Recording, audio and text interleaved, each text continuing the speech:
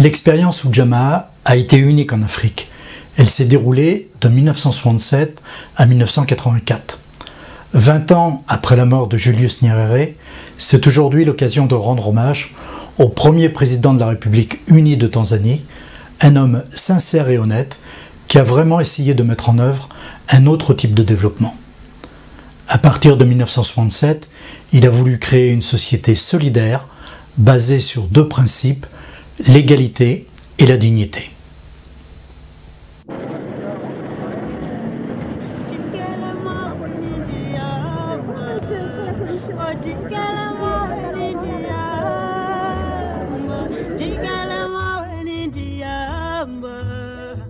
Aujourd'hui, journée d'information sur la Tanzanie, en ce moment même, à l'entrée de la rue Saint-Jean, information, dégustation gratuite de café et vente d'artisanat.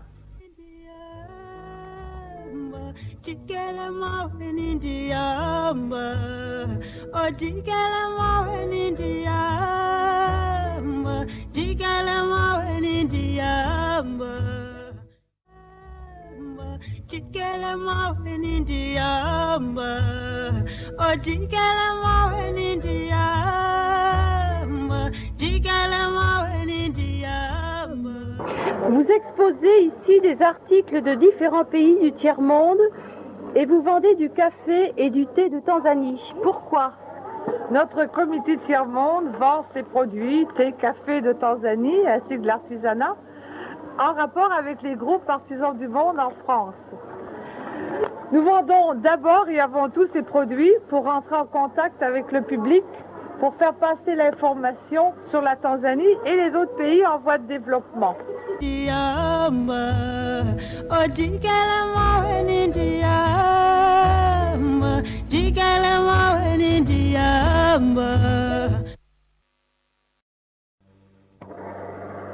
Île du Cerf, vous avez participé à un voyage d'études en Tanzanie en 1978. Qu'est-ce qui vous y a conduit? Depuis la création du comité tiers-monde de Saumur, nous avons eu pour principal objectif de nous informer et de sensibiliser l'opinion publique aux problèmes du tiers-monde. Nous avons coordonné notre action avec le secrétariat des groupes locaux. Nos engagements de verser 1% de notre salaire pour le tiers-monde s'inscrivent dans le mouvement 1% pour un impôt volontaire de solidarité. La nécessité d'une action concrète s'est fait sentir.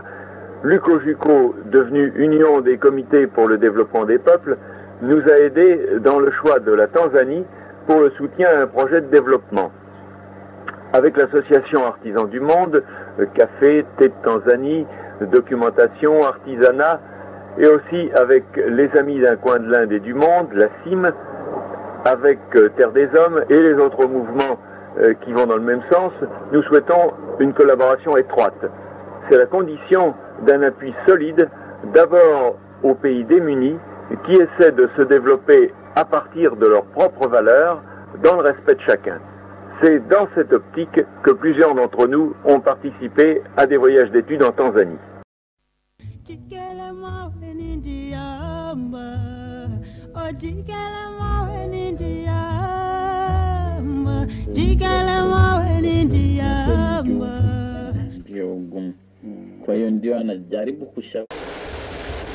La Tanzanie, pays grand comme 2 fois la France, situé juste sous l'équateur, au bord de l'océan Indien, entre le Kenya et l'Ouganda au nord, la Zambie et le Mozambique au sud.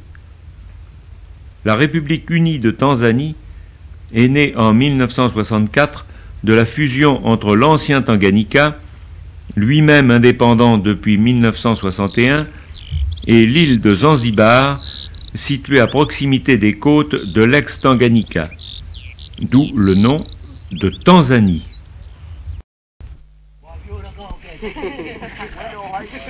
Il existe environ 120 tribus. La plus importante d'entre elles, les Sukuma, habitent près du lac Victoria et représentent environ 13% de la population totale.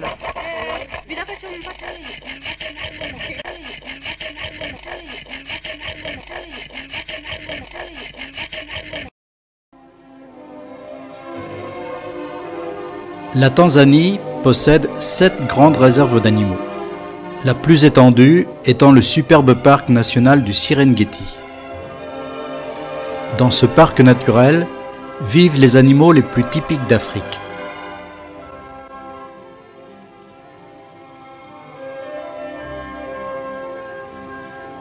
Paradis de dizaines de milliers de gnous, de zèbres, de gazelles, il est aussi le paradis des girafes. Leurs silhouettes majestueuses s'éloignent au moindre bruit pour finalement se perdre derrière les épineux.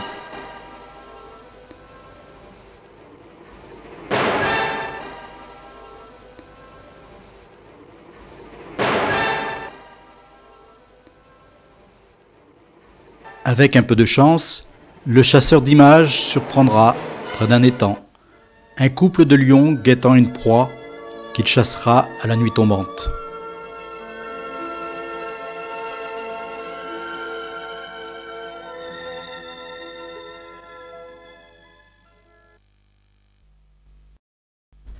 Avec ses 15 millions d'habitants en 1975, répartis sur 940 000 km², la Tanzanie avait une densité moyenne de 16 habitants au kilomètre carré.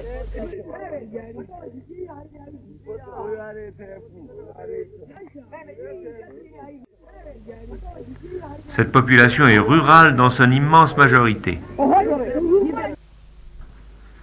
Elle peut atteindre 300 habitants au kilomètre carré autour du Kilimandjaro et près du lac Victoria, tandis que sur le plateau central, elle est clairsemée avec parfois 1 habitant au kilomètre carré.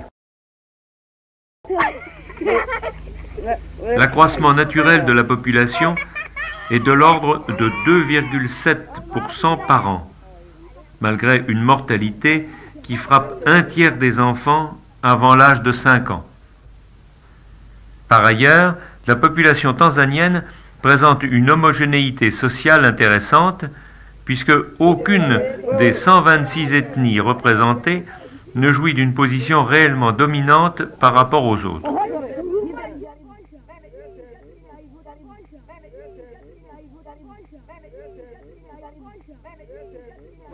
En plus des quelques milliers d'Européens établis en Tanzanie, 2 minorités ethniques sont aujourd'hui bien intégrées à la vie du pays.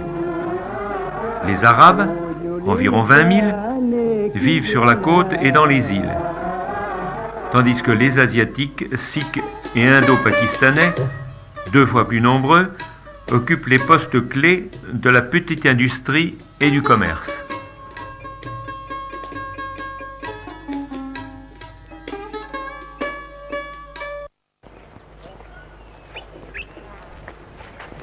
La Tanzanie est l'un des 10 pays les plus pauvres d'Afrique, avec un produit national brut d'environ 900 francs français par habitant et par an. Sa capitale industrielle et commerciale, Dar es Salaam, environ 1 demi-million d'habitants, est aussi un port important pour le transport des marchandises vers la Zambie, le Rwanda et le Burundi. Le tiers des ouvriers tanzaniens travaillent à Dar es Salaam, car elle possède une gamme variée d'industries.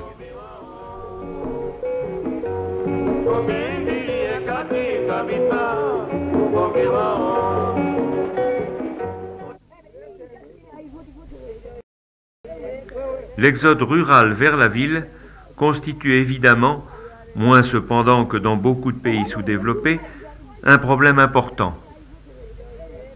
C'est pourquoi le gouvernement a décidé de transférer la capitale à Dodoma, ville de 20 000 habitants, située plus au centre du pays.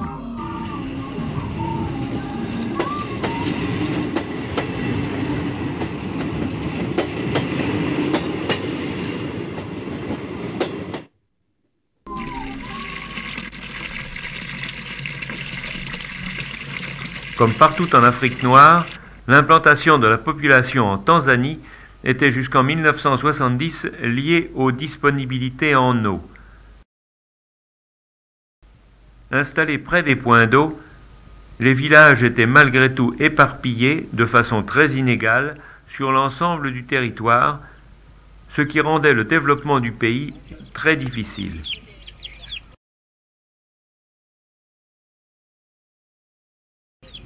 L'habitation traditionnelle était le plus souvent une case cylindrique à toit conique. Aujourd'hui, elle cède peu à peu le pas à une habitation de forme quadrangulaire, à charpente de rondins, recouverte le plus souvent de chaume.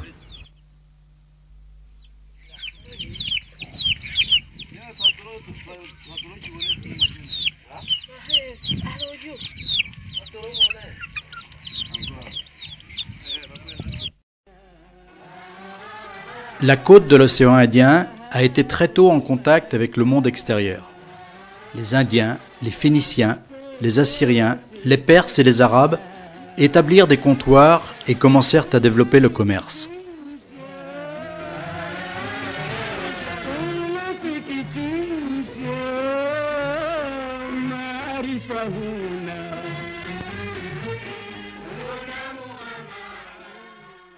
Au XVIe siècle, le commerce des esclaves se développe en Afrique.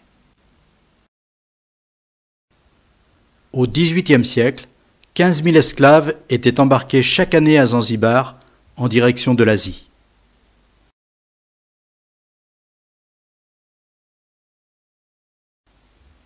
À partir de 1850 environ, les puissances européennes développèrent la colonisation de l'Afrique de l'Est.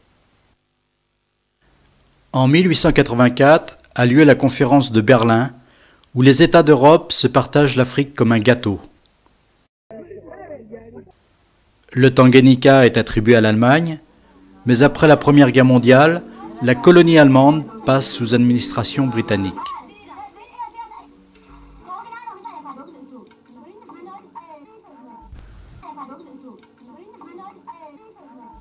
Cantonnée dans une économie d'autosubsistance, la population était méprisée, abandonnée et exploitée par le colonisateur.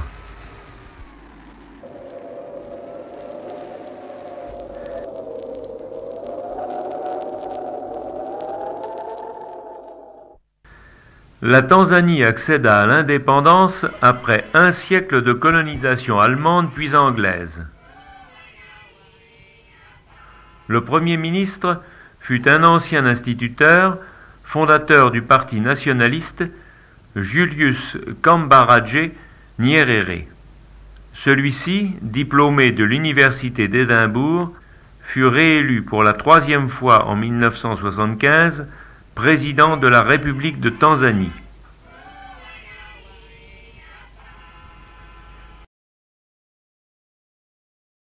L'idée fondamentale du président Nyerere, qui revient constamment dans ses discours, est celle de la dignité. Une dignité basée sur l'égalité, la liberté et le respect mutuel.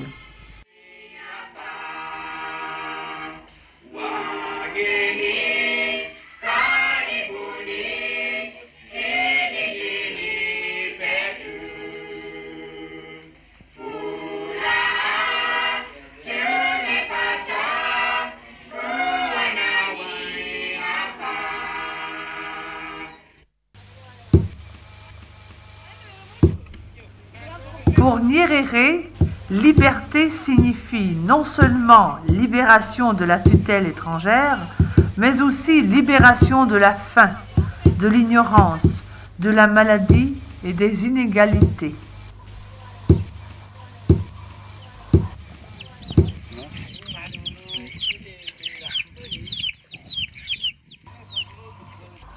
Plusieurs essais de développement agricole furent expérimentés.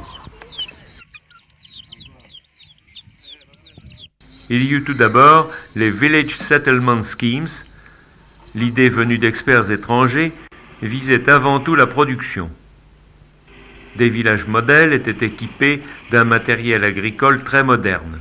Mais il y avait 600 personnes à faire vivre dans ces villages, alors que 10 ouvriers qualifiés auraient suffi pour tout cultiver et tout faire fonctionner.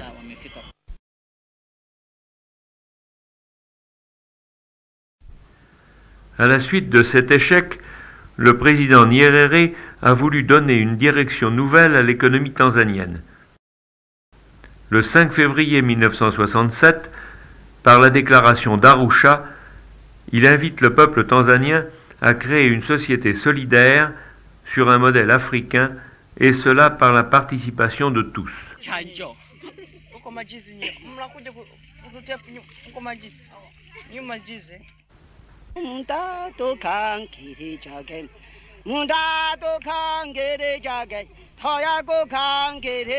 En jetant les bases d'une stratégie socialiste, la déclaration d'Arusha encourageait les communautés à régler elles-mêmes leurs propres problèmes, en comptant avant tout sur leur initiative, leur énergie et leur courage.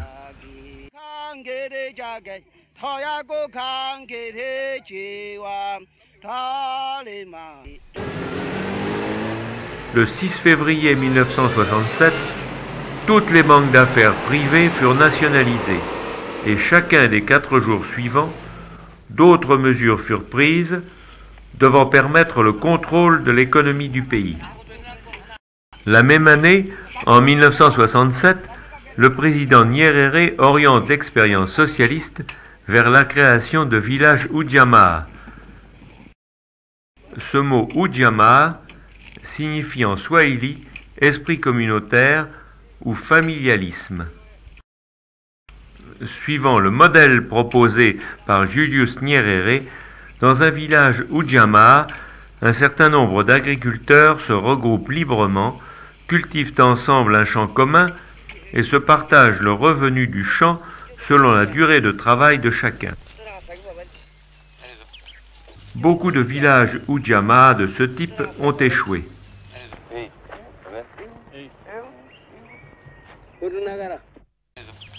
En effet, dans une économie de troc, il n'est pas évident que des gens qui savent échanger du manioc contre de la canne à sucre soient capables de participer à la gestion d'une communauté de 60 à 70 familles.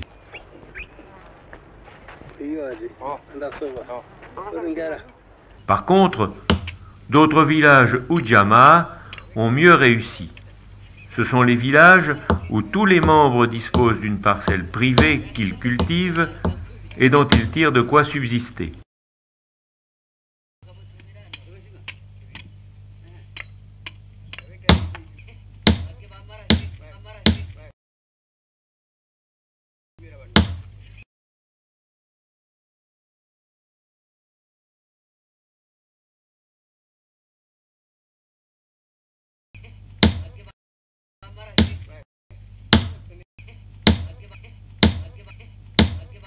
Certes, l'idée de l'Ujamaa était utopique, mais elle n'a pas été dogmatique car elle a évolué à plusieurs reprises sur la période de 17 ans.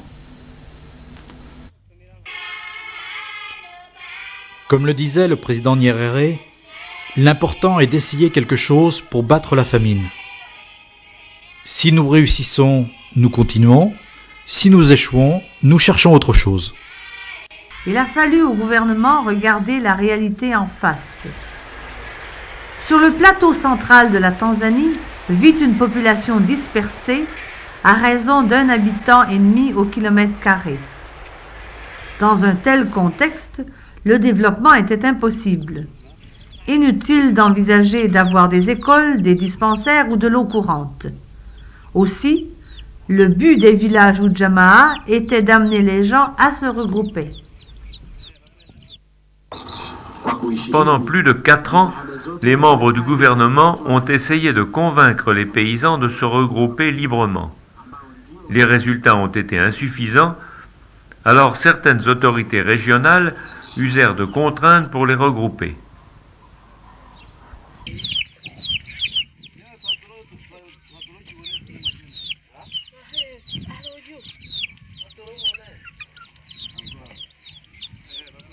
Le gouvernement a changé de plan et a institué le village de développement ou village coopératif. Dans un tel village, il n'y a pas de champ collectif et les gens regroupés cultivent chacun leur parcelle privée. L'intérêt de ces villages est qu'ils peuvent utiliser le matériel appartenant à la coopérative.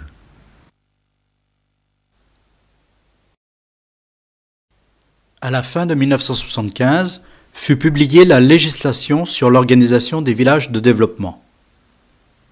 Chaque village devient une personne morale, pouvant ouvrir un compte en banque, vendre et acheter. Chaque paysan cultive son propre champ comme il l'entend. La propriété privée est donc conservée, mais il ne peut vendre ou acheter que par la coopérative du village.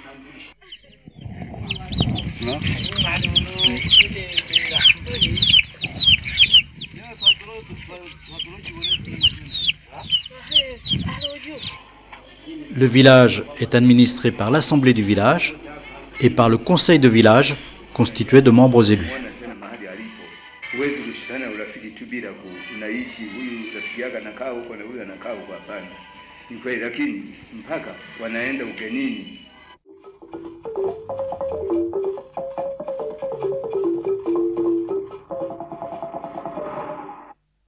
La vie dans un village, comment est-ce que ça se vit concrètement, Bernard Joannet? Comment ça se vit concrètement? Ça se vit concrètement dans des villages. C'est-à-dire que la population était regroupée en 1974 dans ce qu'on appelle des villages de développement. Alors, ces villages ont leur propre gouvernement.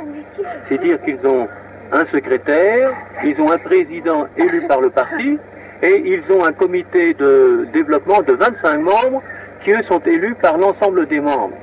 Alors, le village forme une unité, ils construisent leur école, ils construisent les murs, le gouvernement leur donne les tôles, ils ont leur propre marché, et automatiquement, par exemple, 10 centimes par kilo de maïs ou bien 15 centimes par kilo de coton reviennent au village. Alors ça veut dire que plus les villageois produisent, plus ils ont du profit personnel, mais également le plus d'argent revient dans la caisse du village. Vous sentez que moi je suis un fanatique, je dirais, de l'Ujamaa, mais enfin, c'est pas du gâteau. Vous comprenez, partager avec les autres, qu'est-ce qui veut partager? C'est pas si facile que ça. Et puis, au lieu de faire ses petits plans à soi, discuter avec les autres, consulter les autres, écouter les autres, c'est pas facile. 12 ans après la déclaration d'Arusha, la Tanzanie n'est certainement ni socialiste ni autosuffisante, et le pays n'est pas appelé à court terme à un grand essor économique.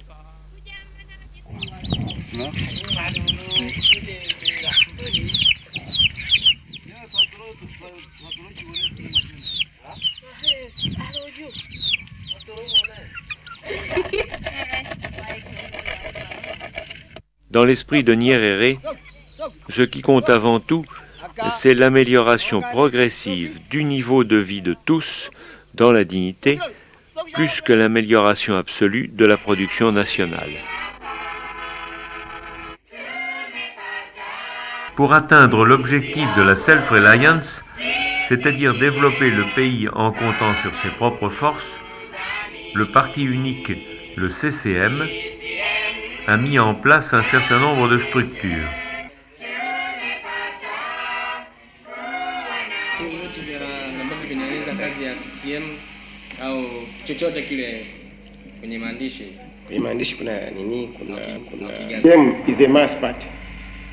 Le CCM est un parti de masse. Le devoir et l'objectif de ce parti de masse est le développement de la Tanzanie sur le plan économique, politique et culturel. Notre idéologie est centrée sur l'homme, car le but du CCM est le développement de l'homme. Le CCM a une structure de pouvoir sans doute unique en Afrique. En effet, au niveau du district et de la région, il y a 2 détenteurs du pouvoir, le secrétaire et le président. Ils tiennent ainsi leur pouvoir de 2 sources différentes et peuvent soit se freiner mutuellement, soit unir leurs forces. Grâce à cette interaction, le parti n'est pas en principe coupé des masses et il peut tenir compte de leurs désirs.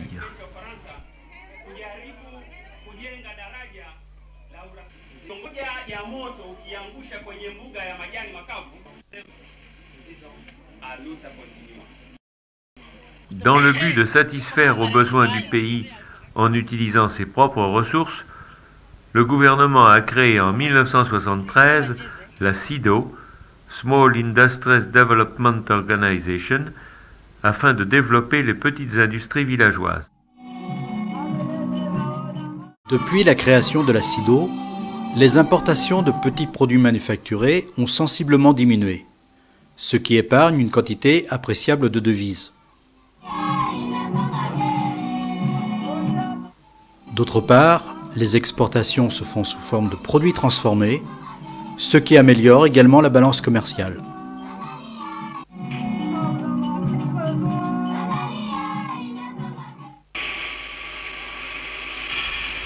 Les responsables de cet atelier de mécanique ont été très fiers, par exemple, de nous expliquer qu'il y a quelques années, les vilebrequins de moteurs étaient envoyés en réparation en Grande-Bretagne. Aujourd'hui, les pièces mécaniques sont réparées ou usinées sur place, ce qui permet une plus grande autonomie.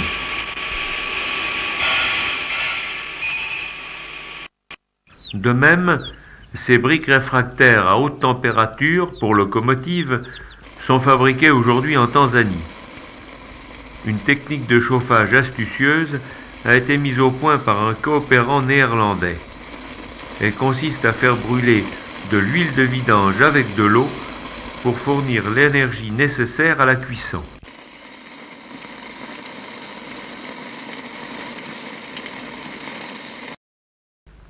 De façon générale, la femme travaille beaucoup en Afrique. Ici, en Tanzanie, le gouvernement lui accorde une place importante. À plusieurs reprises, nous avons rencontré des femmes responsables d'activités économiques et sociales.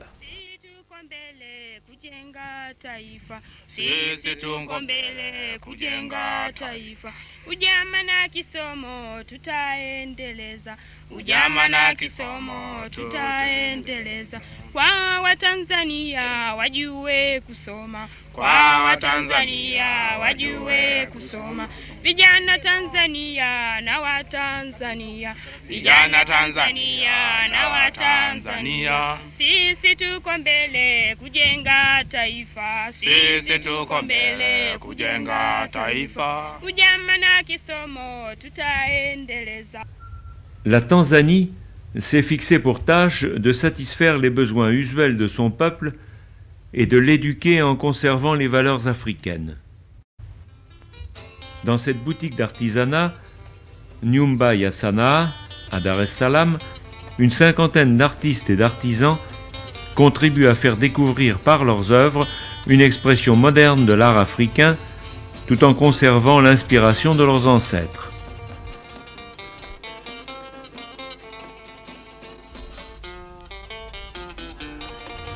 Dans la société traditionnelle Makondé, la sculpture avait une double fonction, religieuse et communautaire.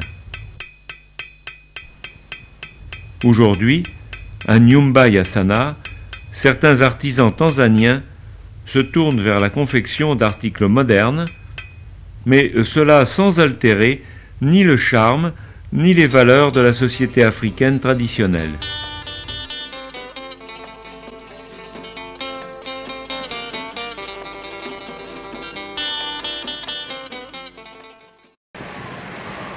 Certes, la démocratie n'était pas parfaite et la pauvreté était le lot de la majorité des habitants. Mais néanmoins, le pays a fait quelques pas importants vers l'auto-indépendance.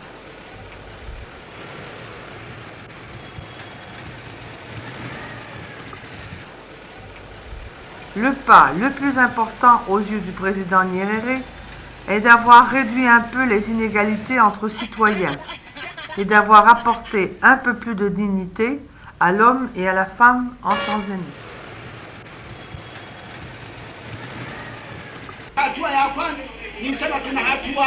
Depuis 1972, une ligne directrice a été définie. Siasa ni kilimo, c'est-à-dire la politique, c'est l'agriculture. La production vivrière s'est accrue et les réserves de mil ont sensiblement augmenté ces dernières années. Entre 1967 et 1977, le gouvernement a subventionné le prix des engrais, il a débloqué les crédits pour les coopératives.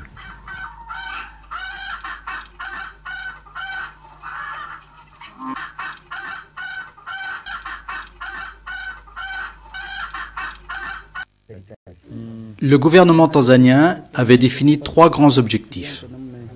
Avoir une école primaire dans chaque village, un dispensaire pour améliorer l'hygiène et la santé, et enfin de l'eau potable pour les besoins domestiques. La Tanzanie ne parvenait à scolariser en 1974 que la moitié des enfants d'âge scolaire. Les meilleurs élèves de l'enseignement primaire sont encouragés à rester 2 années de plus à l'école afin de devenir élèves instituteurs.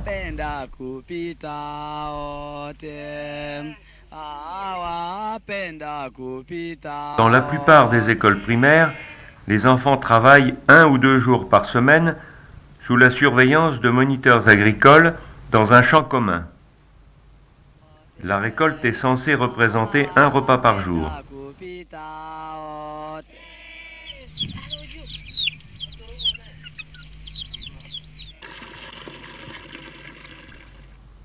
En plus, de nombreuses écoles font de la menuiserie, des briques ou divers travaux. Ces activités d'autosuffisance sont encore limitées, mais elles sont en voie d'être acceptées comme une partie du système normal d'éducation.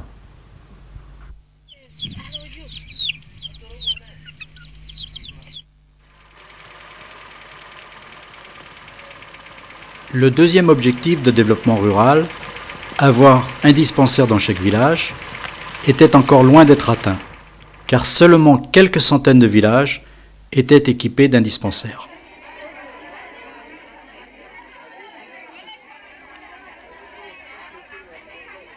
Le gouvernement a porté son attention sur les zones rurales.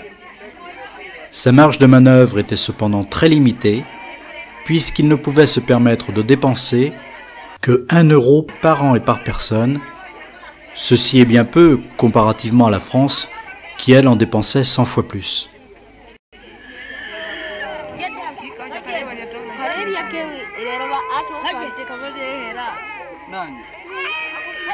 Le troisième plan quinquennal de développement a mis davantage l'accent sur la médecine préventive, dans la formation d'infirmières et d'auxiliaires médicaux, ainsi que dans la vulgarisation des vaccinations contre la tuberculose, la rougeole et la polio.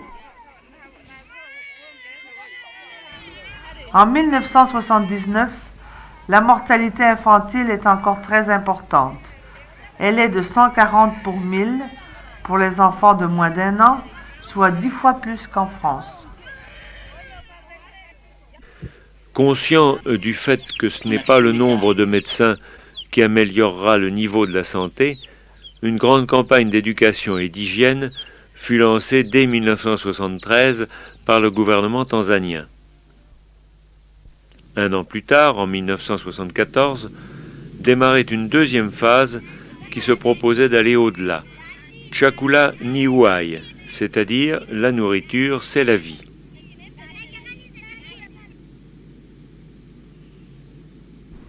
Pour éliminer une déficience calorique et protéinique d'une partie de la population, des efforts sont faits pour éduquer les gens afin qu'ils consomment plus de céréales, mais aussi afin qu'ils renoncent à certains tabous et qu'ils produisent et consomment de la volaille, des œufs et des légumineuses.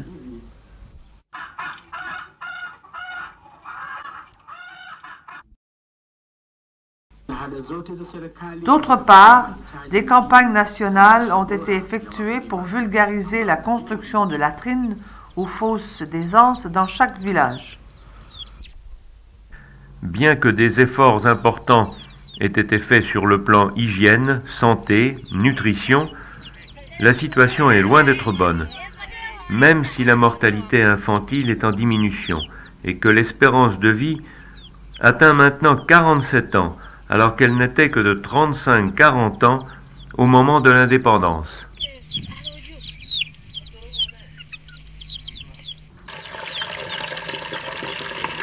Le troisième objectif de développement rural était l'approvisionnement en eau potable.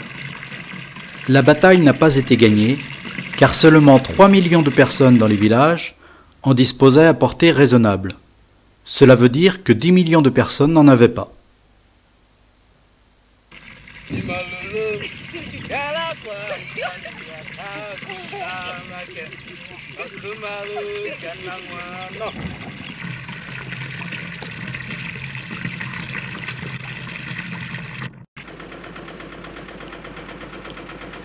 La Tanzanie n'avait pas encore atteint le stade du décollage économique, car pour pouvoir acheter des machines et des biens d'équipement, il lui fallait augmenter le volume de ses exportations, c'est-à-dire accroître la production des cultures commerciales et vivrières. Des efforts importants doivent être faits pour améliorer les méthodes de culture. Ainsi, dans ce champ, le mil cultivé dans de mauvaises conditions n'a pu être récolté. Par ailleurs, seulement 6,4% des terres sont cultivées et les rendements de céréales sont faibles, 917 kg par hectare pour une moyenne africaine de 979 kg par hectare. En 1977, 10 ans après la déclaration d'Arusha, le président Nyerere reconnaissait que les résultats en agriculture avaient été décevants.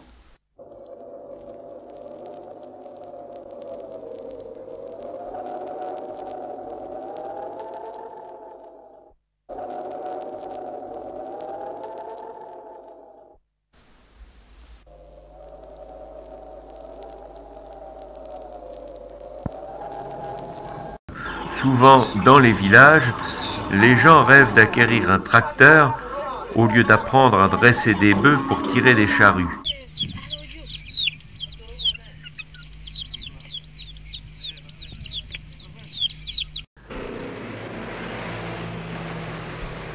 Dans les villes, ils s'efforcent d'acheter un camion alors qu'ils pourraient utiliser et fabriquer beaucoup plus de petites charrettes.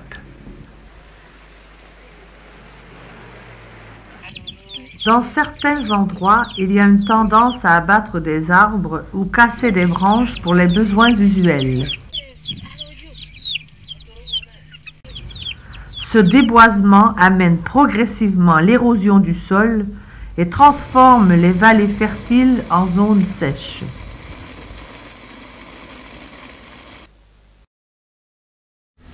Personnellement, je pense que l'expérience Ujamaa a été utile pour les pays africains. Et il leur appartient maintenant de faire leur évolution agricole en réalisant en particulier l'association de l'agriculture et de l'élevage. Comme le disait le professeur René Dumont, grand expert en agronomie tropicale, les bases essentielles d'une révolution agricole sont l'apport de fumures organiques, la réalisation de dispositifs anti-érosifs, l'utilisation de variétés précoces et l'association de l'agriculture et de l'élevage. Malheureusement, en Tanzanie, l'accent n'était pas assez mis sur ces 4 conditions. Pourtant, comme le dit le président Nyerere, les paysans ont travaillé dur, mais ils ont travaillé sans connaissance et compréhension suffisante des améliorations agricoles. Mais ce qui distingue la Tanzanie de certains autres pays, c'est qu'il a quand même été tenté quelque chose.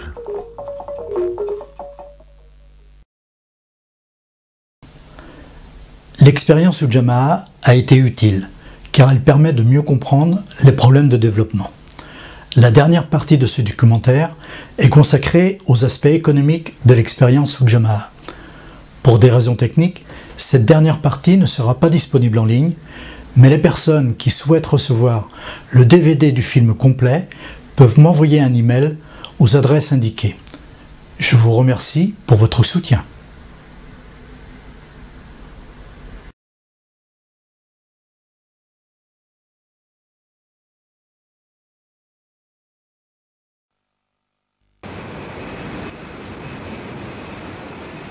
Sur le plan industriel, l'expansion était faible par rapport aux besoins de la Tanzanie.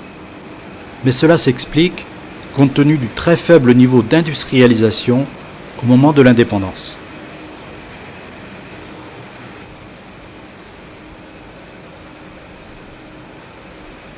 L'une des priorités pour la Tanzanie a été d'accentuer le développement d'entreprises transformant les matières premières produites dans le pays. Par exemple, en 1964, très peu de coton était transformé sur place, tandis qu'aujourd'hui, la Tanzanie dispose de 9 usines textiles, produisant environ 80 millions de mètres carrés de tissu, ce qui assure l'autosuffisance du pays dans ce domaine.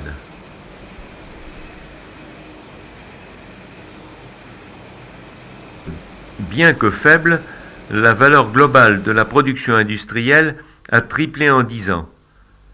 Et l'industrie représente environ 10% du revenu national au lieu de 8% en 1966.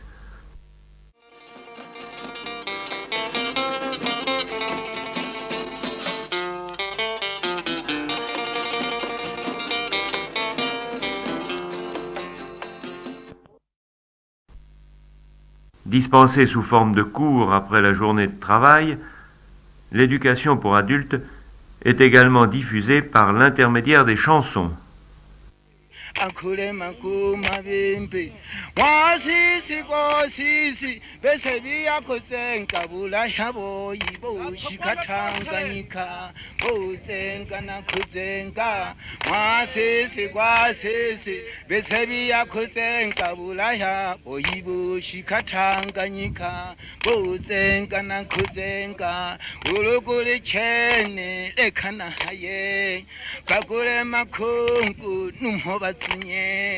Ekaya yane kujabulaya tujya dukazenkane nango dizabe tihambuka kunanasinye masi sinabape Marietta.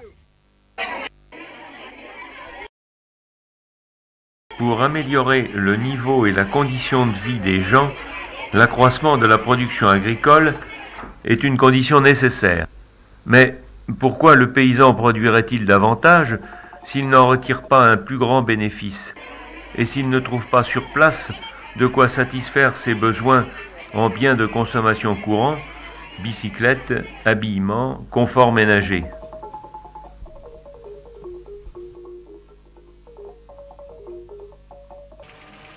Comme dans la plupart des pays du tiers-monde, les chances du succès économique restent conditionnées par le problème de l'énergie.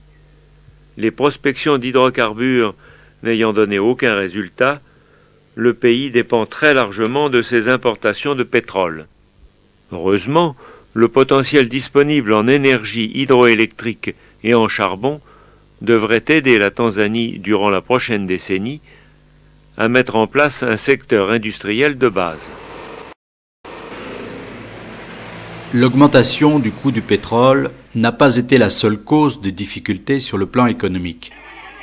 Ainsi, durant les 10 premières années d'indépendance, la Tanzanie a subi une perte de pouvoir d'achat de 300 000 francs lourds, à cause de l'effondrement des cours du sisal, qui sert à fabriquer des cordes et des sacs.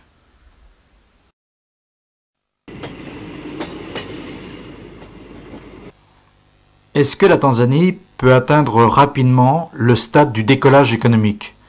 Monsieur Omari Issa. Bien, je ne suis pas certain de pouvoir préciser une année ou indiquer le moment où la Tanzanie pourra atteindre ce niveau. Je crois que cela dépend de la façon dont les pays développés accepteront d'introduire un nouvel ordre économique international dont le Mwalimu a parlé depuis longtemps dans plusieurs forums internationaux. Fondamentalement, cela signifie de taxer les pays riches au bénéfice des pays pauvres. Ce que nous avons maintenant, c'est de vendre notre production aux pays riches. Ils décident des prix et ensuite nous achetons des produits manufacturés de ces pays. Ils en déterminent aussi les prix. Aussi longtemps que cette situation continuera, je ne crois pas que nous pourrons atteindre une économie qui nous soit favorable.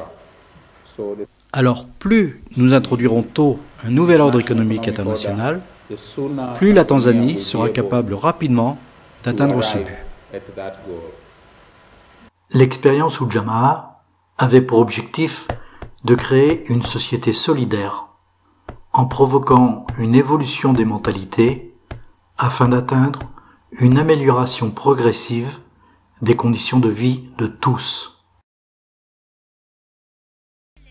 La devise du pays, Uhuru na Kazi, c'est-à-dire indépendance et travail, est devenue Uhuru ni Kazi, l'indépendance c'est le travail.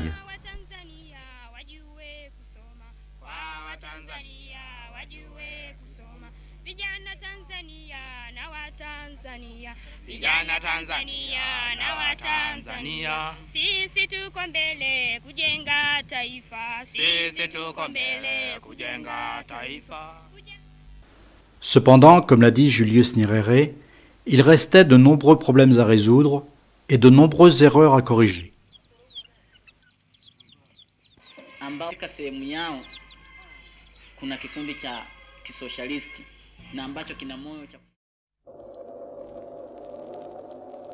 Malheureusement, les résultats économiques ont été décevants.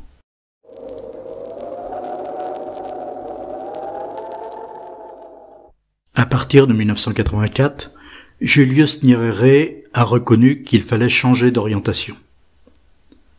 L'économie a été progressivement libéralisée et les moyens de production ont pu appartenir au secteur privé.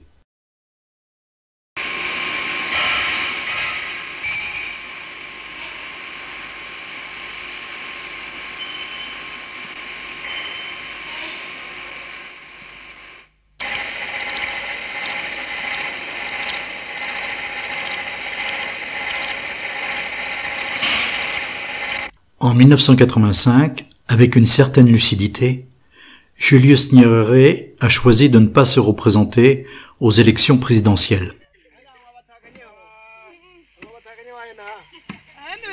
Ce fut alors la fin de l'expérience Ujamaa qui avait suscité beaucoup d'espoir.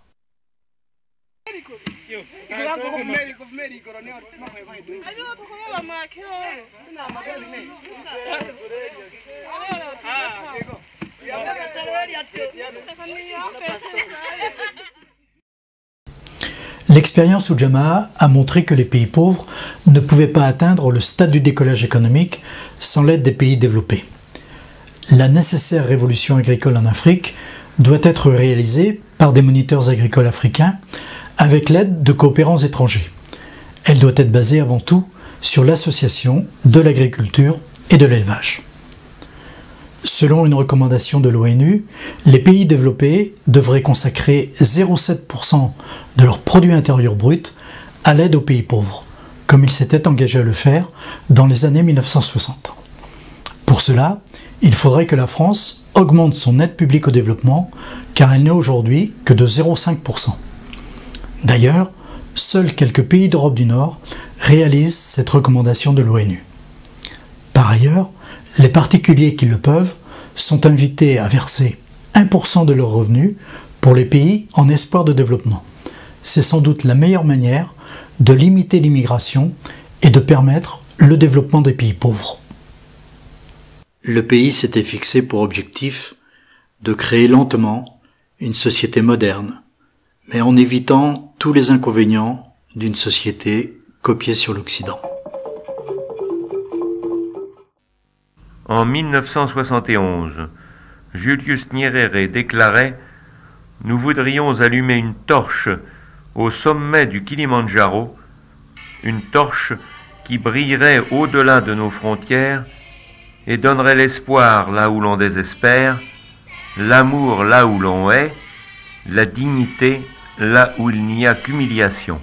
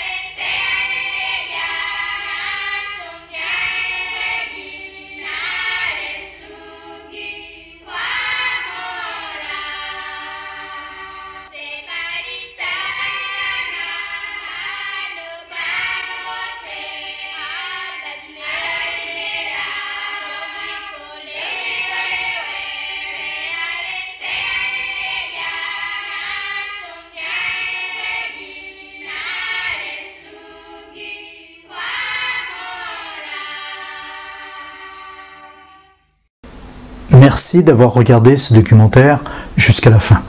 Ce film constitue un document historique car c'est le seul film français sur l'expérience Ujamaa. Le 14 octobre 2019 est la date anniversaire du 20e anniversaire de la mort de Julius Nyerere. Alors, il est important de rendre hommage à cet homme, sincère et honnête, qui a vraiment essayé de mettre en œuvre un autre type de développement.